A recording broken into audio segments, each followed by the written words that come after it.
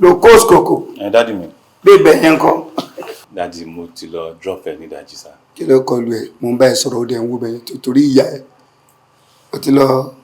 Mo ti gbé lọ sílé wọn. O ti lọ drop ẹ. Yes sir. Ẹkùn ọmọ ọtí. O ti crazy sínú Ọlọ́run lẹ́kan. Oorun ọmọ yẹn. Daddy.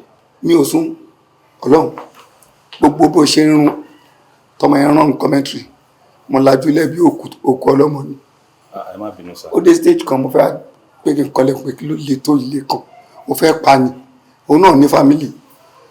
Ó dé stage kan mo kọ́ bẹ́ẹ̀ ó yá fuck me well. Mo ní kí kò má pọ̀ ọmọdé but òun náà good àbí. Daddy ẹ ń jáde ẹ ti late sir. Ìyá ẹ late èmi ò late anytime mo lè débi tí mo ń lọ. Yes sir. Ẹkùn. Yes sir. Wàá ṣètò 5 rounds.